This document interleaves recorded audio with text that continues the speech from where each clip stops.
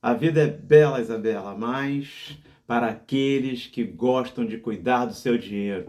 Bem-vindos, bem-vindas ao canal Criança que Lida com Dinheiro. É aqui que eu reservo um espaço para tratar da educação financeira da minha filha. Há 13 anos, a Isabela vem mergulhada nesse mundo, nessa discussão sobre como lidar com dinheiro.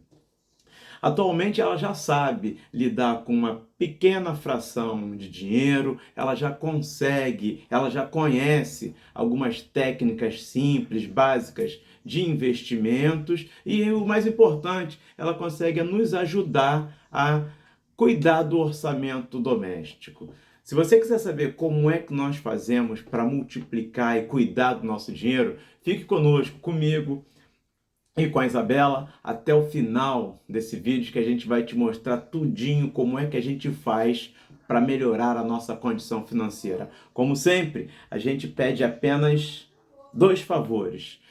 Deixe um like nesse vídeo e não se esqueça de se inscrever no nosso canal. Como todas as nossas conversas, todos os nossos vídeos, todos eles são frutos de conversas que eu tenho com a Isabela.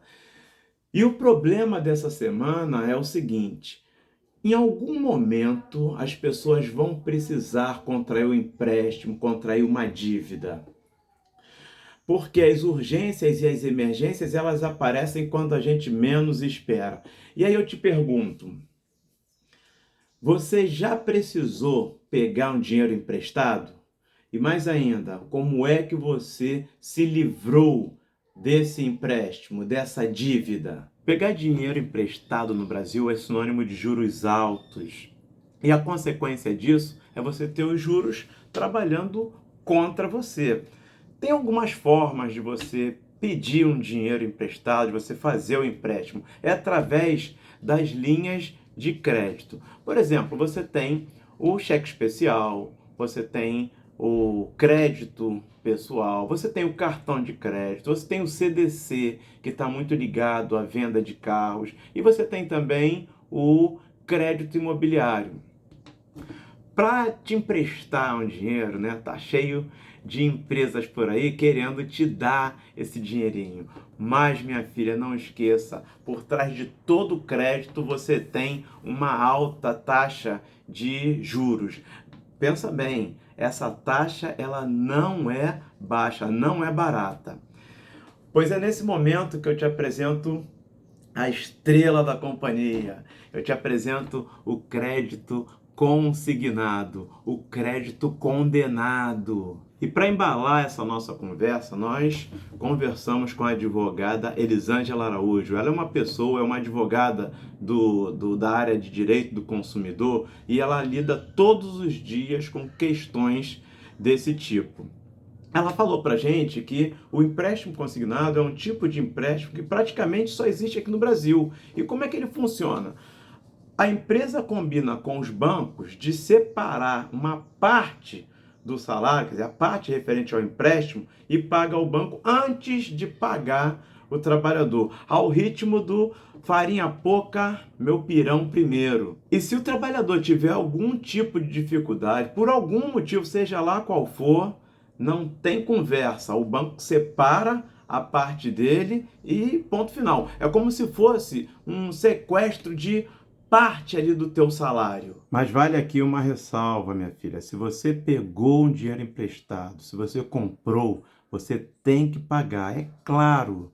Mas seria interessante também que, se você tiver uma dificuldade, você poderia ter a chance de conversar com o banco para rever um pouco as taxas de juros, o valor devido. Veja que não é uma regra. Se a pessoa ela pedir um dinheiro emprestado, ela não é uma pessoa endividada. Mas, se ela não pagar essa dívida na data marcada, então ela se tornará uma pessoa endividada. Uma pesquisa da Confederação Nacional do Comércio, ela diz que quem tem mais de R$ 3.500 como renda mensal é considerada como as 10% que concentra a maior parte da riqueza do país. Mas Em compensação, a mesma pesquisa mostra que 25% da população adulta está endividada. É mole, minha filha? Esse é um número muito alto, esse é um número preocupante. Os bancos miram no peito dos funcionários públicos por entenderem que eles são os alvos mais fáceis.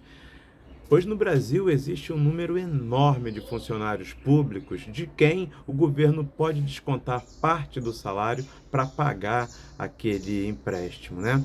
Há pessoas que fazem um bom uso do empréstimo, do crédito, né? Mas há aquelas outras pessoas que elas desprovidas de conhecimento e com um comportamento consumista, então essas são alvos mais fáceis dos bancos, são alvos mais fáceis do crédito consignado, do crédito condenado.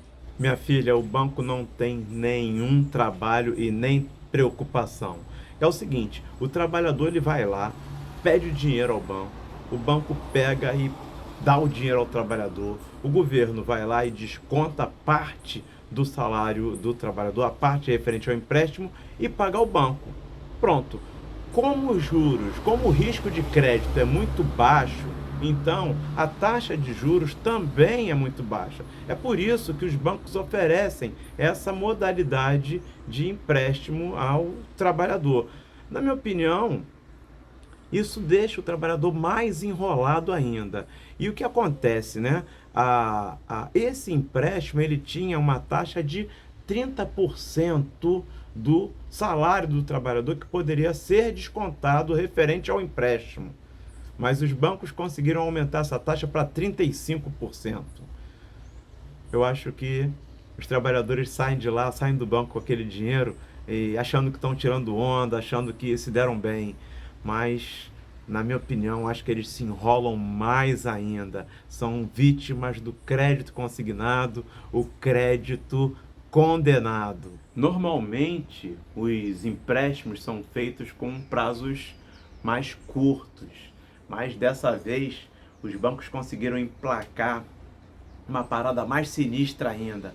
Eles agora fazem os empréstimos por atacado e eles miram nos pensionistas, nos aposentados e nos trabalhadores do governo, porque sabem que eles têm uma segurança e uma previsibilidade no trabalho, no salário e no salário mensal, né, no pagamento mensal. E o que eles fizeram então? Eles pegaram o prazo que era curto e agora eles colocaram em 60, 84 e 96 vezes. Nossa, aí é que o trabalhador tá mais ferrado ainda, né? É uma covardia que se faz com os trabalhadores.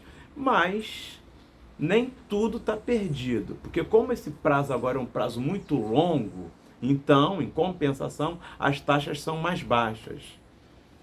Mas eu continuo achando que é uma armadilha ainda, é um perigo para o trabalhador.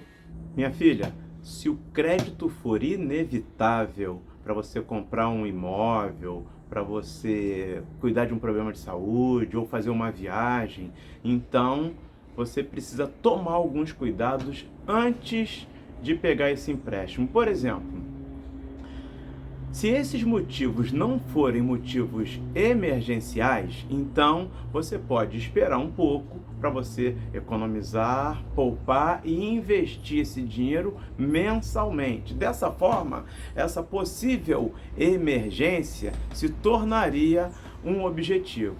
Então veja só, o primeiro cuidado que você tem que tomar é ter um objetivo. Um outro motivo importante é você procurar por taxas mais baixas. Hoje você tem aí o Open Bank, é uma ótima alternativa para você ver qual banco oferece as melhores vantagens. Normalmente as pessoas têm amor a banco, né? Mas amor você tem que ter à tua esposa, ao teu esposo, aos filhos. Banco tem que ter taxa, tem que ter boas taxas. Um outro ponto muito importante que a gente precisa levar em consideração quando a gente pede um empréstimo é referente às despesas do dia a dia. Não faz nenhum sentido a pessoa usar o empréstimo para pagar as contas do dia a dia.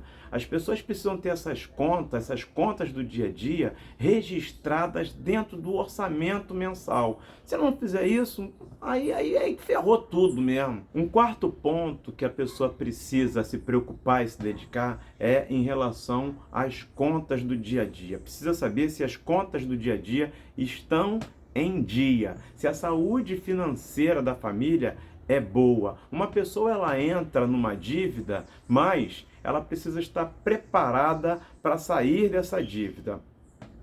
Quanto mais tempo você paga uma dívida, maior é o prazo para pagar, mais prestações a pessoa vai ter. Eu concordo que com taxas mais baixas, mas em compensação ela vai ter mais tempo pagando juros. Todos os livros falam, todos os orientadores financeiros também falam, mas poucas pessoas se convencem da necessidade de você formar uma reserva de emergência. A reserva de emergência ela serve para você se livrar de uma situação difícil, uma situação emergencial ou para aproveitar uma grande oportunidade. Mas as pessoas não se convencem disso. O crédito consignado ele compromete o teu salário, parte do salário, por quase 10 anos. Já pensou nisso? Ele fica tirando o dinheiro do teu bolso o tempo todo, ele vai tirando lentamente a tua liberdade. É por isso, então, minha filha, que a gente precisa fugir, a gente precisa se manter longe das dívidas.